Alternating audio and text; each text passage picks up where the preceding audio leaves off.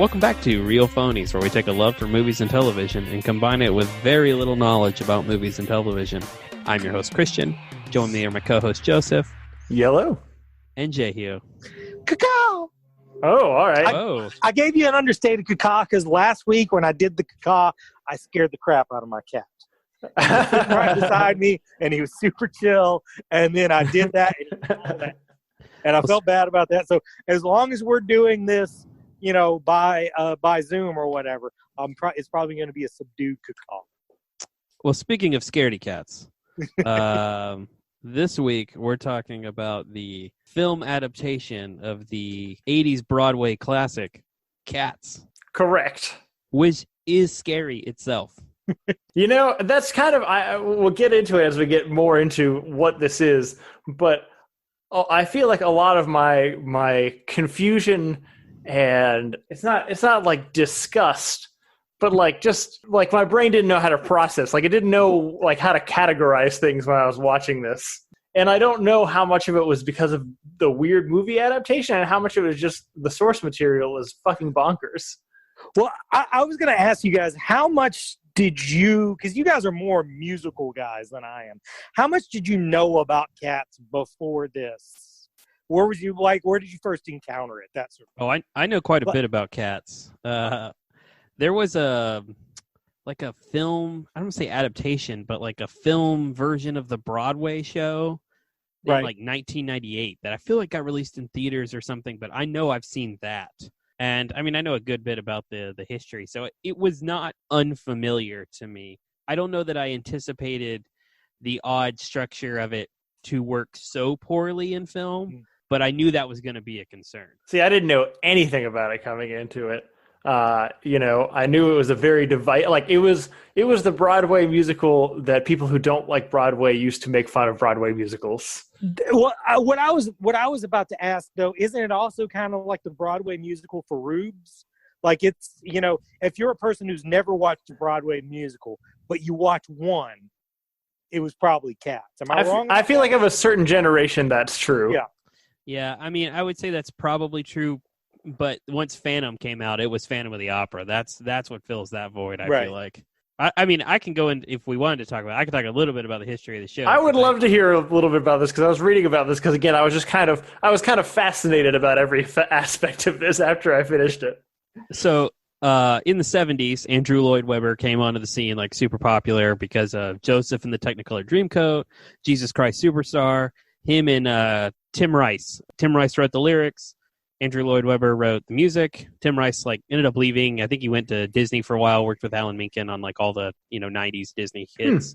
Webber wanted to prove he could write a musical without Tim Rice, except he didn't have a lyricist and he couldn't write lyrics. So what he did was he took an old book of poems by T.S. Eliot called Old Possum's Book of Practical Cats, and he wrote music to the poems. The problem with all of that is, and which this is what kind of turned into the show, is there's no theme to it.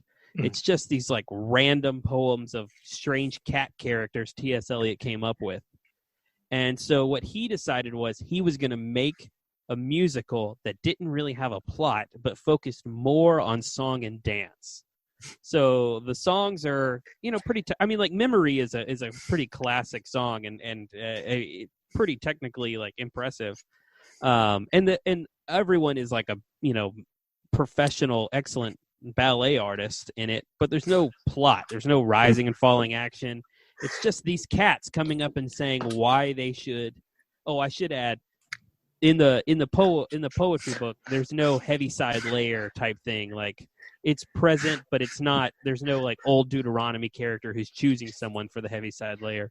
That's the mechanism they came up with to make the show work. And that's it. That's all that it is. Well, it's just random people showing up saying, hey, pick me. It's funny because I was waiting for the part of this show where Joseph tries to structure it and talk about the plot, because there's no way to do that with this. I can summarize the whole plot for this shit in 2 sentences, in one run-on sentence, which is some cats show up for an hour and a half and introduce themselves, and then at the end, someone floats away. Yes, that's correct. The thing about it is, I dig the criticisms of that story arc in the sense that, like, agreed with Christian, there is no like rising or falling action or like a general like character or narrative thread to follow throughout that like develops. But at the same time, a lot of the criticism is that there isn't a story. There is a story. It's just that one thing. It's just a lot of characters introducing themselves.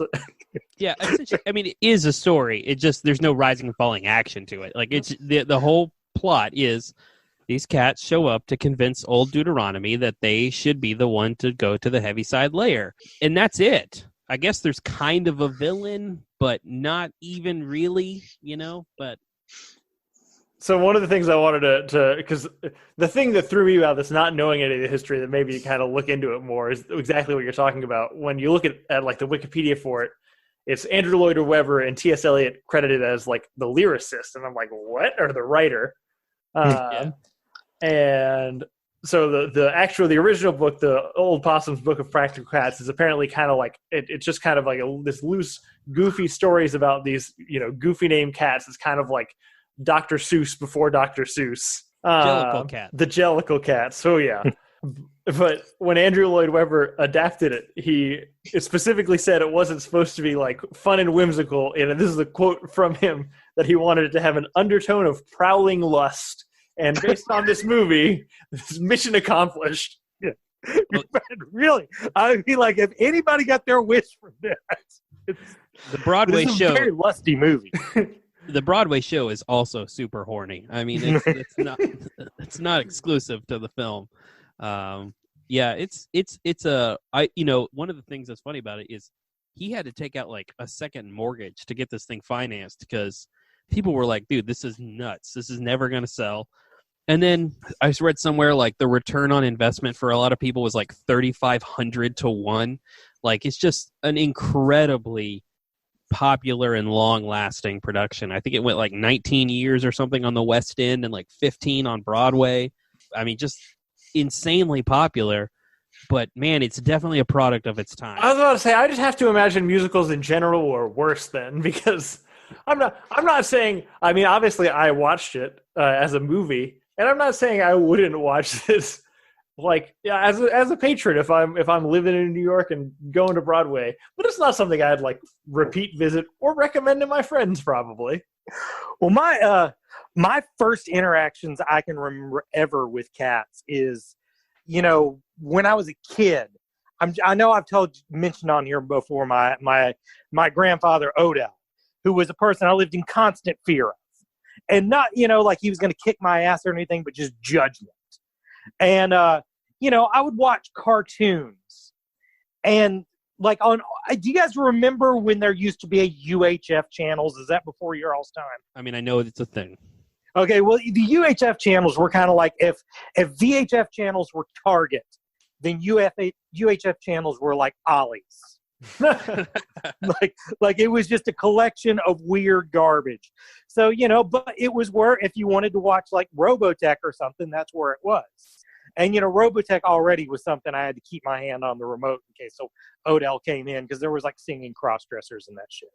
But I can just remember there was an ad for a mail-away cat soundtrack that you could order, and they would show like the cats singing the songs. And I remember Memory very specifically, but I remember being very terrified anytime that commercial came on, that, oh shit, Odell's going to come in and see me watching these singing cats. Like, it was very threatening to my, like fucking 8-year-old world or whatever. So, but it's definitely the first musical I was ever aware of. Yeah, I mean, in a lot of ways, it may have been the first one I was aware of too, because I feel like growing up, I was, 5 or 6 in 95, and that was really kind of like coming out of the Cats mania.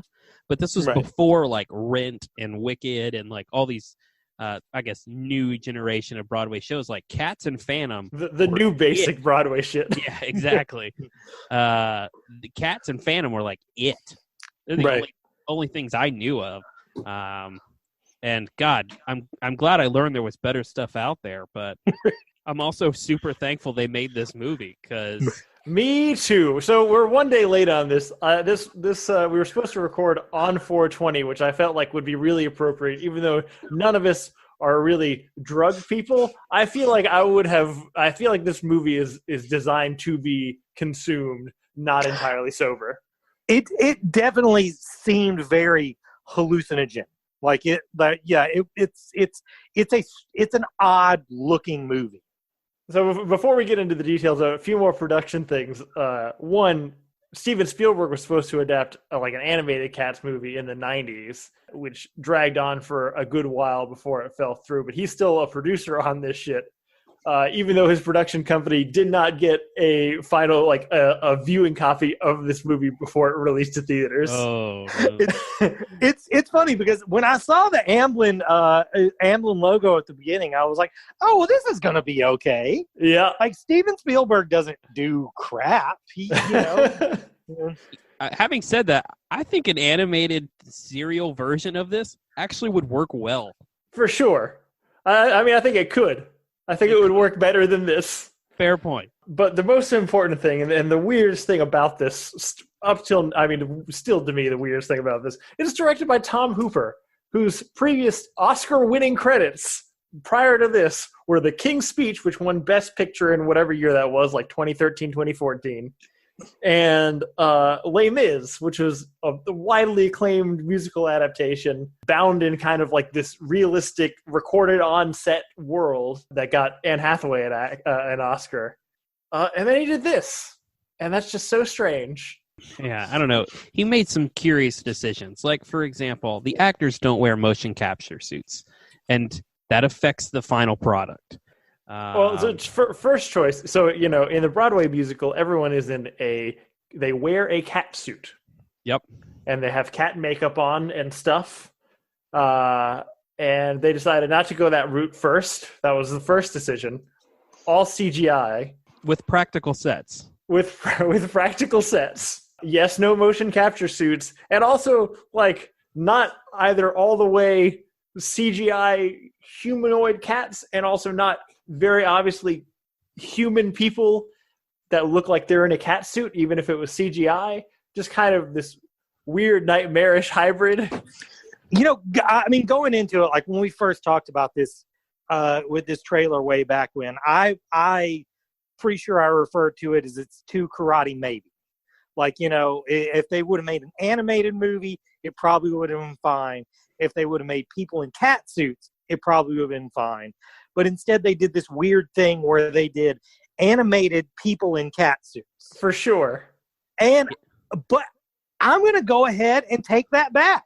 I kind of think this weird fucking wandering sort of druggy narrative, how weird it looks, kind of works for it. That's kind of what I was curious about, is like, how long was it jarring for you guys? Because there's definitely a point in the movie for me where I just kind of got used to it. I don't know. I couldn't pinpoint the exact moment, but at some point I was like, oh yeah, this is like what I guess cats look like. Well, I can't tell you the exact moment in the plot, but I can tell you the exact moment where I eased up on it just in my thinking. And it's another thing about myself. I like, okay, so I've played music my whole life. I played in bands, I wrote songs and stuff like that. So it might be surprising to learn about me that I give zero fucks about the lyrics to music. I do not care about it. Occasionally, if I learn to like a song a lot and I listen to it a lot, I'll find things in the lyrics that I like, but it's the last thing I listen. So as a consequence of this, anytime I've ever tried to watch a musical, I'm completely fucking lost. I do not know what the fuck is going on. But this, about halfway through, I came to the realization that, it's not that I don't know what's going on. It's just that nothing's going on. Correct. And at that point, I had a good time with it. Yeah, I did not have a good time with this movie. I absolutely would watch it again because it's such just an interesting, weird, oddball. There's so many odd choices. It's like just a mine for discussion topics. but as a product, like already hard to translate Cats the musical to screen. When you're in person and you're seeing these elaborate stages and costumes and hearing these people belt out these songs, that's one thing. And we already kind of were like, well, this is pretty much crap. But then when you put it at home and I'm on my couch and I could easily just put on, Rick and Morty, it becomes way harder to watch. For sure. But you talk about getting used to the Cats. I never got used to it because the thing I could never stop noticing was how the faces didn't always align with the body. That was really hard to accept. I have a thing about that also, but first, for a second, I'm going to have to talk about Guns N' Roses. Okay. In the early '90s, Soundgarden opened for Guns N' Roses, and they, I read this interview where Chris Cornell said they weren't allowed to bring their own sound man. That Guns N' Roses insisted that their sound man did the sound, and that they would basically sandbag them. They would make them sound shitty beforehand. And, they thought they were imagining it, but they talked to other bands that were opening for Guns N' Roses during the same time. And it was sort of the same way. They were all like, yeah, they make us sound shitty. I bring that up because Taylor Swift is the only person in there whose face looks right on her cat body. I really believe she had something in her contract that all the other women's faces cannot fit on their cat body, particular Jennifer Hudson, which was fucking horrifying. It was very jarring. Jennifer Hudson, the best part of the movie, the worst looking cat. Correct. 100%. Absolutely. Absolutely. They give her the best song and they make her look fucking ridiculous. Yeah. It's so bad. This movie's worse than Transformers. I also think this movie is worse than Transformers. I'm pretty sure I'd rather watch Transformers than this movie. That said, I think I would watch it again because I am also baffled by the choices. I kind of want to what did I miss? I feel like I didn't miss anything, but I feel like in my heart I'm like, no, there's got to be something else there. Jay, who you going, better or worse? You know what? I'm not using Transformers for my metric for just this one time. I'm using this metric. I think it's better than Les Mis. Oh, you Jesus Christ. I was so excited about saying that. But no, I had fun with it. Me and Sarah watched it. She, was the same way as me. She's like, she doesn't think it's great or anything. But at the end of it, we weren't angry that we had watched it. That's a good point. I was not angry that I watched this movie. There are movies I've watched where I am so upset that I wasted my time. That is not true for this one. It was just so bad. It was baffling. I just don't understand it. And it's like you're talking about. I would watch it again just because. Am I missing it? Is there more there that I don't? Exactly. Yeah. I just don't get it. It is an interesting experience, and I honestly would recommend everyone watch it because I want everyone to share this emotion that I have. Well, I think all of the producers of Cats would also hope that you would do that because For sure. This movie costs $300 million. A fourth off-topic thing I'm going to use to explain my feelings about this movie. I read about this thing a while back called advanced theory, and basically, advanced theory is a way to explain liking shitty albums by artists that you like. So in other words, if an artist puts out a record that seems shitty, but that's not a shitty artist, maybe they've advanced beyond you and you have to catch up. I think there might be something advanced about this movie. I think that the weird fucking, upsetting special effects works with this weird fucking upsetting sexy narrative. I'm not saying that it's great, but I don't think this guy made a mistake. I think he did the thing he was trying to do, and just people don't like it. That's some truly tinfoil hat Stockholm syndrome ass bullshit that you just threw at us right there. Well, okay. Well, explain to me why that is tinfoil hat. I feel like it's exactly what Christian and I were talking about. Is it's so baffling and so confusing that you're just you're desperate to ascribe purpose to it. Well, but that's the thing. I'm not, because I don't have a horse in this race. I will likely, after this weekend, never watch a musical again in my life. So, I mean, I don't really have a need to like this, and it's more fun to sort of bag on it. But I don't know. I just don't think that this was. I mean, I'm not trying to say that it was great, but I don't necessarily think it's the mess I don't think it's a mistake. I think whatever is up there is what that dude meant for it to be. And if you don't like it or not, that's fine. But I think it is what it is intended to be. We'll get into some more details about the production of this movie later after we go through the plot. But go ahead, Christian. About 2 hours after Tom Hooper signed his contract to make this movie, he thought to himself, what the hell did I just do? And he did everything he could to get this movie out as quickly as possible. And when people started, bagging on the trailer, that dude disappeared. There was no defense. There was hardly. I know they said they tried to correct it, but I don't remember it looking any different than the trailer. I just feel like everyone was like, "Oh, well, this was a mistake. Let's just get this thing out and move on with our lives." I watched this last night, so I didn't have time to look into this. But the main person I was wondering about how they dealt with it afterwards. How did Joseph's boy James Corden deal with this? Because his job is to make fun of the shit everybody's making fun of. How did he make fun of this thing that he was in and maybe the worst part? I mean, he did it at the Oscars. I was about to say, he and what's her face, Rebel Wilson, trashed it at the Oscars. And I have a legitimate issue with that because the tech team, the digital artist, they worked way harder on that movie than he did or she did because they were awful in it. Right.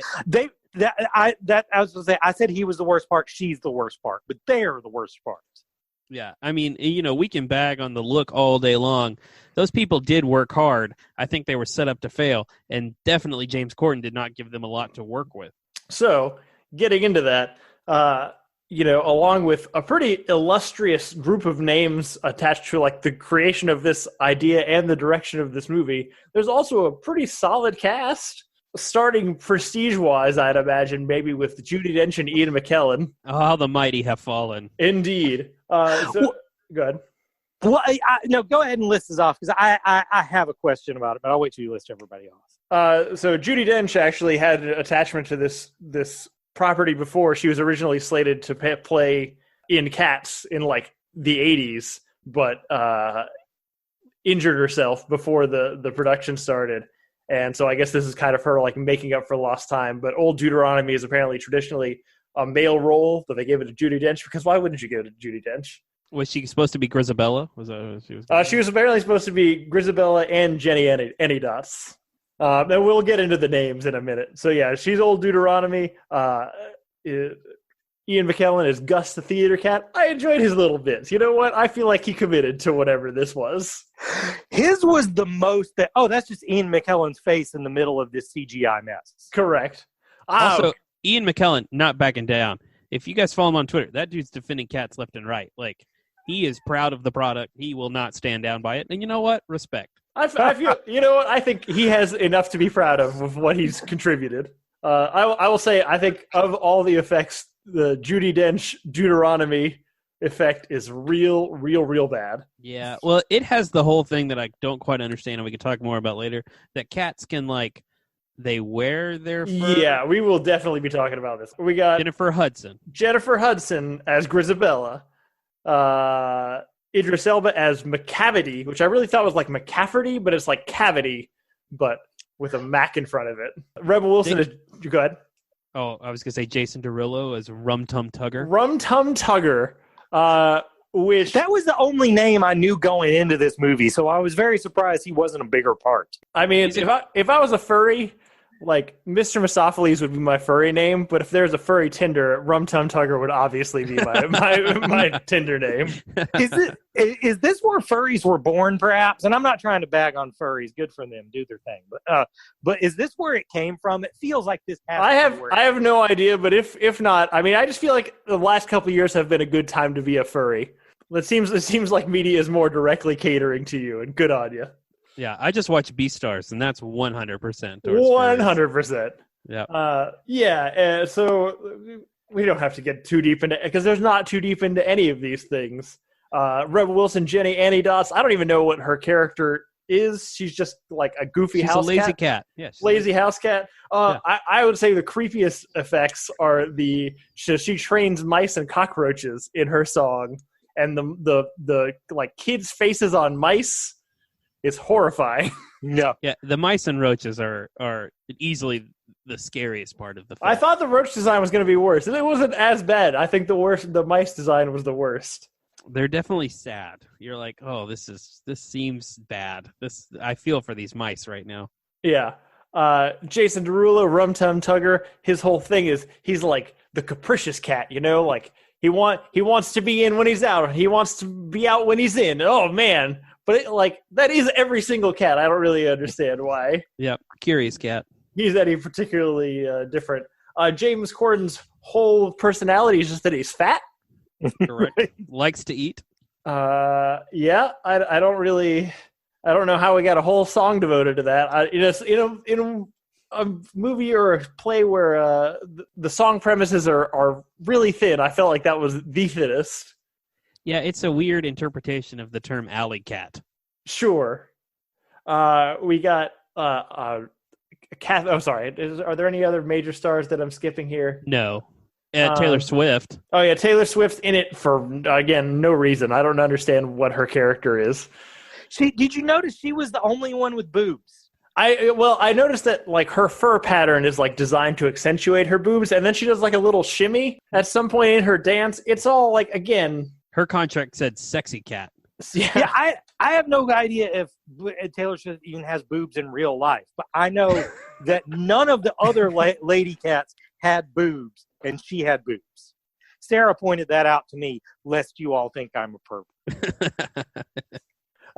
So we got some other ones. There's a tap dancing one called Skimbleshanks. There's the mischievous ones called Rumple Teaser and Mungo Jerry. Could you imagine if your name was Mungo Jerry? That's a sex thing for sure. I just don't know why you have to name all these, because they all sound like euphemisms for jerking it. They absolutely do.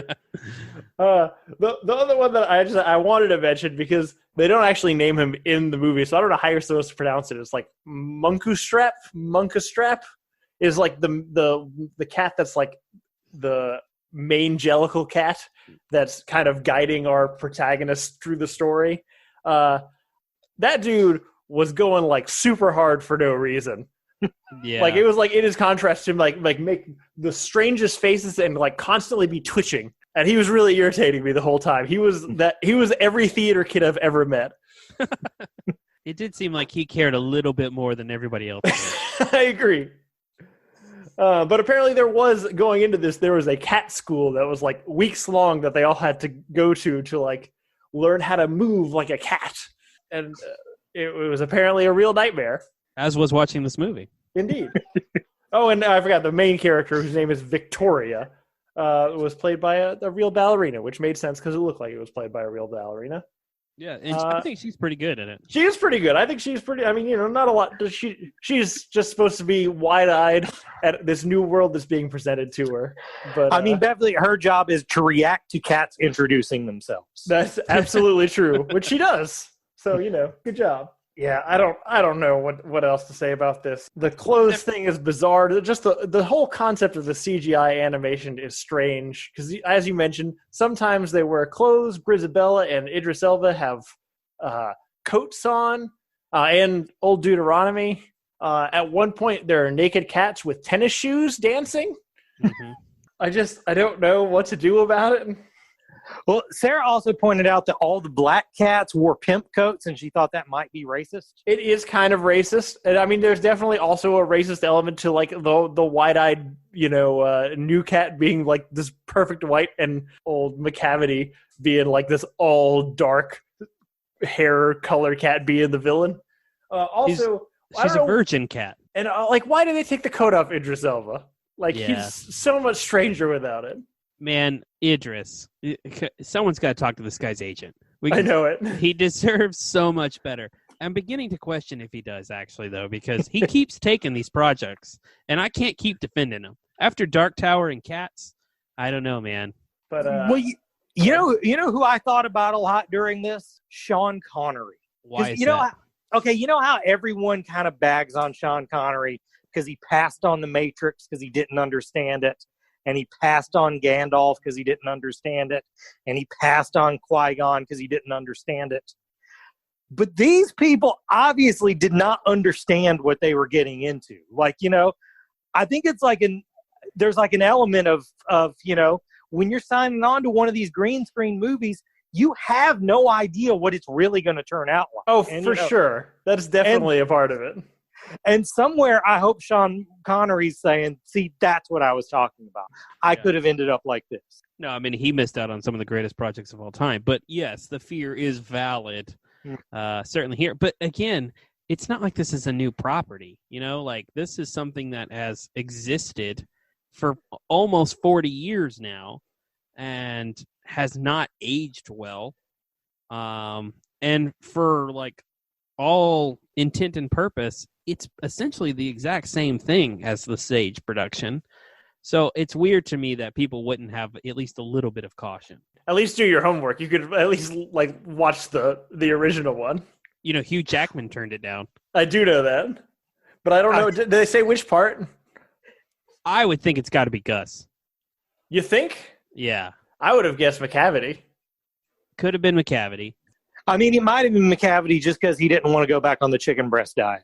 Because I don't think his taste is beyond this. He's been in some really shitty movies. I like Van Helsing. Thank you very much. Oh, let's do an episode on Van Helsing. I wasn't even talking about Van Helsing. I was talking about Swordfish. For a lot of the crap that it gets, I do think the songs are pretty catchy. The lyrics don't make any sense. Like Jellicles can and Jellicles do is a dumb, repetitive line. Well, I do want to talk about that because that's the opening song for the movie, and it's arguably the worst song to me. Yeah, it's terrible. I just think it's just a catchy melody. I feel like it's got to be if you're going to lyrics are awful. Yeah, but I feel like if you're going to start off a musical, you got to start off on like, here's why you're here, and I don't feel like. I mean, maybe it is appropriate for what you're about to see, but the Jellicle, what is it? Jellicle songs for Jellicle cats, whatever the name. Yeah. It was definitely the one where I was most like, is somebody watching me? I don't want anyone to know that I'm doing this. For sure. It did bring back specifically good memories for me, fond memories for me, because it's Princess Carolyn's ringtone in BoJack Horseman, but it's still not a good song. I mean, with the thing that it's hard to compare to because Memory is the best song in it. Well, so that's what I wanted to. I mean, definitely as far as like emotionally compelling performances, as much as there is one in this movie, and like musical performances, I think Jennifer Hudson is head and shoulders above anything else that happens in this movie. Yeah, for sure. I will say my favorite of the random people songs is Rum Tum Tugger. That song's catchy. Jason Derulo's fun. I fucking hate Jason Derulo. He's terrible. I'm surprised he did not say his name in it. I'm sure that was contractually obligated. He did sing several stupidly high notes for no reason. So, but yeah, I find myself in the car either going Jellicle can, Jellicle do, or going Rum Tum Tugger is a curious cat, and Kate will be like, "Can you stop, please?" I'm on Kate's side here. I hate it. I do, but those two things like get stuck in my head. I think Jennifer Hudson does a great job with Memory. I think it's a really good. To me, that's the best song and the best performance in the movie. That said, I found out that there was one song written for this movie by Andrew Lloyd Webber and Taylor Swift called "Beautiful Ghosts," which I don't know if the song is great, but the name "Beautiful Ghosts" is great. Like I'm not a big T Swift fan, but credit to you. It's a solid title. I don't really have any other strong feelings about this unless you guys do. I'm curious, if you do, but gosh, it's just the most bizarre thing. It's a very bizarre experience. If you got however many dollars, like $4 or $5 it took me to rent this, I'm not upset that I spent that to watch this. I mean, my main thing going into it is if they meant for this to be a serious narrative that, one was supposed to understand and learn something from, then this is a bad movie. But if they meant for it to just be a wild ride of hallucinogenics, I think it did what it was intended. Yeah, I mean, what I'm glad this movie will prevent is a run of Andrew Lloyd Webber adaptations. Yeah, I think that's probably for the best. I am not a big fan of his, so yeah, that is good news. I do think Cats proves that Tim Rice was the winning part of that combo, so everyone should watch it. It's just so weird. I mean, particularly while you're quarantined, what do you have better going on? Yeah, I got it for like $1.50 on Redbox, so it definitely was worth $1.50. I paid like $5 for this. Shit. I did too. You guys are dumb. And apparently. Well, I didn't want to leave my house. I don't want to go to Redbox. Man, I stop at a gas station right by the house, corner store. So one of the things I wanted to talk about is, and you know, one day we can only hope that there will be a great making of documentary of what the fuck happened with this movie. Right. Because I feel like that is infinitely more interesting than the movie itself. Just because I wanted to know, again, there's hundreds of people involved in this production. I just want to know what everyone was thinking at every stage. Yeah, whatever that Seth Rogen movie is to The Room, I want a version of that for this movie. Exactly. So the word on the street is, and none of this is confirmed, the studio that made this went under, the animation studio that did all the visual effects. Oh, wow. But which apparently happens a lot to visual effects studios when they make big budget things. Like people who made Life of Pi immediately floundered afterwards. But word on the street is they spent like 2/3 of the time animating the trailer for this movie from the footage that they had, and then like spent the remaining third doing the rest of the movie, which is, you know, part of the reason that the unfinished one, the one that came out in theaters originally, was kind of unfinished. You know, obviously the cat faces were off. There's a scene where Judi Dench still has her wedding ring on, and it's just a regular person hand. It's not even like colored the same as her fur. Wow. There's all kinds of things like that. And then, you know, immediately after it was released, there was news that there was going to be releasing a new visual effects version, which they released 2 days after it came out, which apparently, you know, they've added the visual effects studio like labored furiously on to fix a bunch of the things and smooth out some of the edges. I actually thought, like, I mean, they're bizarre, but like I felt like the cat fur and shit looked pretty good. But so the version that we all saw, I think, is the corrected version. Yeah, I think so. Yeah. But the word on the street is that there were several other alterations that happened before it even made it to screen, including the fact that the original design for these cats had buttholes. Yeah, I haven't seen this confirmed. I have not seen this confirmed either. But there's a butthole cut of this movie, which, honest to God, makes it 1,000 times better. I would pay at least $10 to watch the butthole version of this movie. I would easily pay double to watch that cut. Well, I've heard that somebody came out from it and said that, okay, it wasn't actually buttholes. There was just a lot of things in the movie that looked like buttholes, so we took out the things that looked like buttholes. Which reminds me of yet another off-subject thing. In the 90s, there was a comic called Lobo's Back, and on all 4 issues of the cover was the back of Lobo. And on issue number 2, DC had to call the whole thing back and pulp it because the artist Simon Bisley had drawn a dick on his elbow. So when asked about it, you know, a few months after that, it's like, what made you draw the dick on his elbow? His response was, well, that wasn't a dick. That was an elbow that looks like a dick. My point being that if there were things in it that looked like buttholes, they were still buttholes. But on that note, I also feel like Jason Derulo exclusively picks projects where afterwards he can use it to talk about his dong. Yeah. Because another big thing about this is obviously they're all real smooth down there. There's no cat genitals either. But Jason Derulo was adamant on social media, despite the fact that no one asked him, that they had to do dramatic rework to the visual effects to get his enormous dong out of this movie.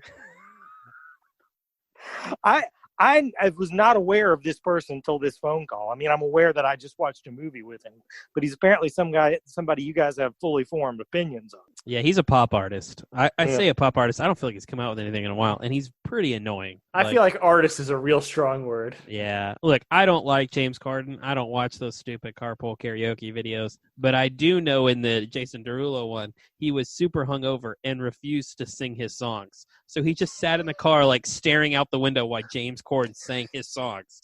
That should have been at the end of this movie. Shit. He's not a great human being. Having said that, he has a pretty good voice. Oh, he sings some high notes. He doesn't sing them well. This is my problem. He really thinks that he does, but he really doesn't. Yeah. Look, we can finish this up and get on to what we've been watching, because what else are we going to talk about? We've already talked about the butthole cut. Right, that's true. So, Cats, democratically we've decided it's worse than Transformers, but I agree with Christian. I think it's worth a watch. Yeah, it's worth your time, no matter how bad it is. Yeah, I don't know if I agreed that it was worse than Transformers. No, I said democratically. You're the minority. Oh, fair enough. Yeah, you said it was better than Les Mis, so your opinion doesn't really matter. I know. Everyone in this could sing. Oh, is it Russell Crowe? Is that your problem in Les Mis? I mean, my problem is the whole thing. Whenever I tried to watch it, I did not enjoy it. But yeah, Russell Crowe's, and I'm someone, I don't really necessarily like great voices. I'm usually more interested in interesting voices. I think they're better at emoting. But Russell Crowe's voice was neither good nor interesting. I can't argue with that. I've had people tell me that they think this is Anne Hathaway's worst performance and that she's easily the worst part of that movie. And it blows my mind. So. Oh, I don't want to get into that. Well, anyway, that's been Cats, guys. What else are you going to do? Watch it. In the meantime, what have we been watching, guys? I'll go first. Let's see. What have I watched? Oh, I finished Sword Art Online 2. And Joseph, you were so right. God, it ends so strong that I found myself being like, oh, yeah, I'm a fan of this property. No, you're not. Don't you lie to yourself. I know. I was so angry with the back half of season 1 and the first half of season 2. But then that back half is so strong. And then I also watched the movie Ordinal Scale, which is okay. It's fine. I really liked that the movie deals with the consequences of SAO, which is something I don't feel like the show does nearly enough. No. I watched What We Do in the Shadows. Oh, yeah. The new season or the movie? No. Yeah, I watched the first season and I caught up on the new season. Okay. It's a pretty good show. It is a good show. It's not always a laugh out loud funny, but I feel like it just, I don't know, it's charming and clever. It's a smart funny though. Yeah. You may not always laugh out loud, but that's just intelligent comedy. It's really good. It's weird. I tried watching it with my wife and she was like, "You like some weird stuff." And I'm like, "Yeah, it's strange, but I like it." I love the episode with all the vampire council. Yeah, that episode's really great. It's super great. I started Handmaid's Tale, and listen, I think it's a good show. I just don't think it's for me. It just looks like it's gonna bum me out.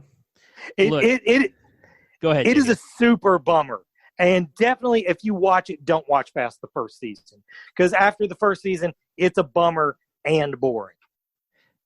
So Artie, I am tend to be kind of skeptical about everything. So when a person tells me they're like, "Oh, it's like real life, but 10 degrees off, this could happen," I already ruin things for myself because I'm just destroying it as I watch it. But number two, I don't really I'm not a part of this whole we're in quarantine, let me watch Contagion and 28 Days Later thing. I don't want to watch something where a virus sets off our whole world into disarray. That's not, I don't want to, I'm living that. I don't want to relive that in my entertainment. So maybe it's just the wrong time for me to watch Handmaid's Tale, but that was a big problem for me. And finally, I watched The Lighthouse. Oh, shit. It's on Amazon Prime.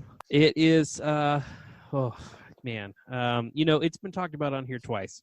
Zach really liked it. I think he said it was his favorite movie. One of his favorite movies of the year, yeah. Ian said it was terrible. One of the only movies he walked out of. And I can see both perspectives. Especially the first 20 minutes and the last 20 minutes are super kind of art housey. I don't know that I loved it, but gosh, those two dudes are so good in it. If that it could be like overall the best performances of the year.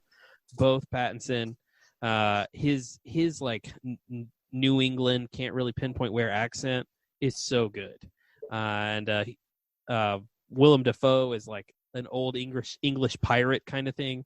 He's also fantastic in it. I would recommend watching it solely for their performances because they're fantastic. But the rest of the movie is extremely weird. If you've ever wondered what Sex with a Mermaid looks like, this is the movie for you. I have not watched it, but everything I've seen from it makes me think I want to remake it with puppets. Yeah, it would be good with puppets, and you wouldn't really change anything. That sounds like a good quarantine project for us. That's it. That is all I've watched. Those are good things. I watched Phantom of the Opera. That's right. It's an all-musical episode from Jake. Wow. This is so unusual for you. It's very unusual. It popped up on TV, and Sarah's a big fan of it. And I was like, it was a good way to break the ice and say, oh, by the way, we've got to watch Cats later this week. So, Hey, Jehu, did you know it's made by the same guy? I didn't. Yeah, Andrew Lloyd Webber made both Cats Oh, and Phantom of the Opera. I did not know that. Yeah. But, again, it was something that I was fucking lost during, but Sarah had seen it many times, so she could explain to me. And, I mean, it's that story that, we used to make all the time and we don't make anymore. It's basically, it just seemed like it was about, an incel with a skin problem who could sing well. And, but I thought it was fine. I liked it. It is not made, watching these two movies in 1 week has not made me decide I'm going to do a deep dive on musicals. I'm not going to lie to you. Andrew Lloyd Webber probably isn't the best way to start here, but Agreed. I'm sorry that this is your experience so far. But here's the thing that I found the most fascinating about this movie is that it came before 300. Yes, yeah, for sure. Like I'm just fascinated. Like usually, like all these people who are just in Cats, who are just watching Cats, they do their big, dumb, blockbuster movies so they can do more like actory, theater type things like Cats. Like, like dating back to Clint Eastwood making Dirty Harry so he could pay to play play Misty for me. That's just like a Hollywood cliche. You make an action movie so you can do some real actor shit. Gerard Butler starts with this thing that he's this like real theater actor shit, is super good at it, and uses it to never do it again. That was actually what I was going to ask you, because I think it's divided between the remaining phonies here. How did you feel about old Jerry Butler's performance in this? I never would have guessed that guy was a good singer. He does not look like he would be a good singer. He looks like he sings like Russell Crowe. He does. That's fair. I would argue he's worse than Russell Crowe. I think he's terrible in that movie. Really? Yeah. I again, having no opinion on musicals, and maybe just because I was so surprised that it was him, that a person who just, has made, Olympus Has Fallen 3 fucking times and makes the same disaster movie over and over now, that he used to be able to do that and decided, yeah, I'm just not going to do that anymore. I'm just going to coast through on shitty action movies. I admire that he's done that. I'm with you, Hurt. I think he's pretty good in this, and I think he sings pretty well in it, despite the fact that he didn't really have any vocal training before this movie. But yeah, that's all I got on it. I would go better than Transformers on it. Those are the two musicals I've watched. On your note, by the way, I really wish that Idris Elba had gotten James Bond so that he could have immediately followed Cats up with a James Bond movie. that is the better universe. That's the universe where this isn't the coronavirus time. It's when we're going to watch Idris Elba's whatever Bond movie. That's true. But yeah, that's all I got. I watched Phantom of the Opera. That's it. I love it. On Phantom of the Opera note, on YouTube, you can watch the 25th anniversary of Phantom of the Opera, which has it's a pretty good. It's a stage version from the West End, and like Andrew Lloyd Webber shows up at the end and stuff. But in my opinion, it is the superior version of Phantom. I mean, I'm sure it is. Andrew Lloyd Webber is alive? He is. Yeah, he's not as old as you think he is. Yeah, I mean, he's pretty old, but yeah, he's not like. He's not like in his Shouldn't get mid-90s or something. Yeah. Right. I watched a couple things that I had forgotten about until we started talking about other things. I'm still watching Demon Slayer, almost done with Demon Slayer. It's very bingeable. If the hype is real, it's a fun show. I recommend it. I watched Dave Chappelle's Sticks and Stones finally because I refuse to watch things when it's popular. And, it's fine. I just think he's reached that the Jerry Seinfeld stage in his career where he's just too rich to connect with like real people emotions or problems or whatever. I don't think it was a bad stand-up. He is a very good storyteller, but I just didn't feel like there was anything particularly like new or insightful or even, not just provocative for provocative's sake in it. So it's fine. It's Transformers. I thought we agreed we can't say that it's Transformers. I would give it slightly worse than Transformers if you push me. In their glorious lockdown magnanimity, Sony is releasing 4 PS4 games for free, which they're still doing if you want them, which is the original 3 Uncharted games and a game called Journey, which I don't know anything about. So I started playing Uncharted, and it's fun. It's like a platformy. It's essentially Indiana Jones the game, but you're Nathan Fillion. It's not technically Nathan Fillion. It's not voiced by Nathan Fillion, but it's Nathan Fillion. It is a fun game. They're a fun game series. I like them. And I tried watching the first episode of Westworld, and I will continue to plow through because I feel like I have to. But they just HBO'd this shit right up, and it just drives me crazy. It was. What do you mean HBO'd it up? It's just such a strong series in the first season, but they just, like all of the things, they dial up the cynicism, the violence, and the sex, and the language to make it, I guess, again, more like provocative, more whatever it is. And it's just boring now. It's the same thing. It's both grim and it's boring. I loved the first season, but I haven't watched seasons 2 or 3 yet. But I'm thinking about trying them out here in the apocalypse. So I don't recommend it. I really don't. Really? Yeah. Too bad. I think season 1 is great, and it should just stop there. But I'm still probably going to fit it. It's going to take me a while because I'm not enjoying it so far, but I'm going to continue watching it. But I think that's it for me. Good All deal. right. Episode 100 next week. Yeah. So somehow, I actually technically had several more than 100 episodes because we do those where we had been doing news episodes, Scuttlebutt episodes every week until there stopped being news. Well, and we lost our newscaster. But next week is our full topic episodes is going to be our 100th episode, which is kind of incredible. So I don't know if we know what we're going to do yet. I think we're going to figure it out. If you guys have suggestions, please send them in. I know Hurt had one. What was your idea again, Hurt? I thought we should do an episode about the 100th episode of shows. That's shows a that fun made idea. it to at least 100 and what their 100th episode was like. I mean, I think that's a pretty solid idea. That might probably be our default unless we come up with something better. I did want to bring up one of our loyal listeners, Rick. Shout out to Rick. Thanks for listening. Sent me a suggestion about he saw some YouTube video about all the movies that are set in 2020, or 2020 or thereabouts, which is a lot of things that we talk about, like Reign of Fire actually is set in 2020, and Akira and some other things. And he mentioned that it might be fun to talk about some of those. I think it might be fun to talk about whether or not they're worse than our current 2020. We might come back to that at a later date. I knew this was going to run crazy long. But yeah, so next week, 100th episode, join us for whatever fun thing we do for that. Well, again, thanks again for listening, guys. I don't know if you'll enjoy it, but check out Cats. It's worth a watch.